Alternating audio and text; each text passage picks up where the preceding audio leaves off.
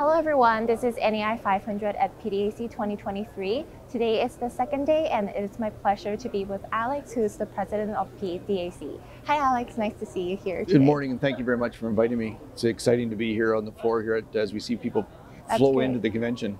Yeah, so 9 months ago we were here as a hybrid event. Is it safe to say that we're back to 100% mode in terms of content, exhibition, and admission this year? Absolutely. I think that the convention planning team, having such a short period of time, they've planned a phenomenal convention here. We're back. I think we got over 600,000 square feet of convention space, over 1,000 exhibitors, and I expect a really exciting week here. Full lineup of programs. We have programs from our Indigenous program to our sustainability programs, capital markets, our student and early career programs, as well as all our technical programs here. So it's going to be a really exciting week and lots of opportunity for people to network and catch up. That's great to hear. So what about the attendance? Was the attendance within your expectations? Well, I'll have final attendance numbers on Wednesday, but from what I've seen so far in terms of numbers here, it's going to be well within my expectations. That's great to hear. So among all the hot topics that's going on within the mining industry, what do you think are the most popular ones? Yeah, well, I think obviously, with the Canadian government's announcement of the critical mineral strategy, so there's lots of discussion around critical minerals, in terms of whether it's exploration, development, investment from downstream sort of users of the critical minerals. So I think this is an important thing. It's a topic that is very important when we start thinking about how we deliver the metals and minerals required to move into our low carbon future. It's really important that we have the ability to develop those, and I think we're going to need more mines, not less, to be able to deliver into that low carbon future.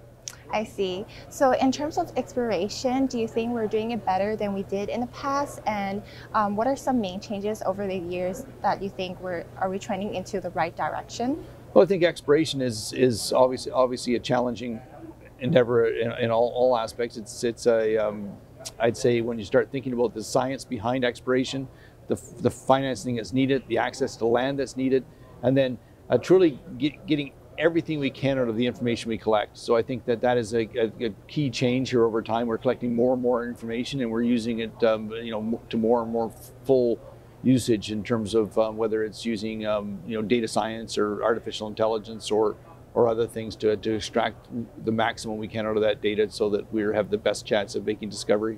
Great. So besides traditional mining, I know that it is extremely important for a country like Canada to secure critical mineral supply chain. What are some main challenges that Canada faces in this aspect? Yeah, so I think when you say critical minerals, in many aspects, there's a lot of traditional mining with those minerals. I think some of the challenges that we face here, there's quite a number of known deposits inside that critical mineral sort of list.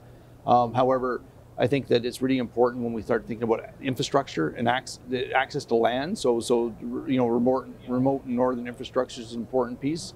When we start thinking about downstream processing ability and certain of those critical minerals, we don't have that downstream processing ability here in Canada, and we need to build that out over time.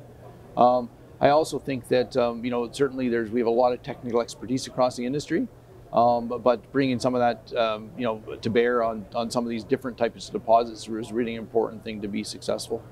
I see. So Alex, my last question for you is that you have been in this position for quite a while. What is your biggest takeaway as the PDAC president? Well, I mean, first off, just when I start thinking about the sheer number of things that the association touches, the advocacy efforts of the association, the depth of the staff knowledge in terms of doing things, I think I've come away with a much broader appreciation of just that depth of organization than when I sort of joined the board 10 years ago.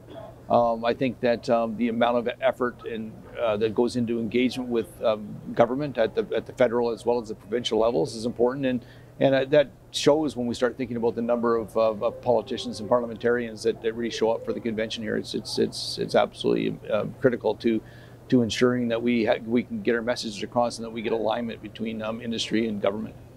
Thank you. Thanks for being here with me today, Alex. Okay, thank you. Thank you.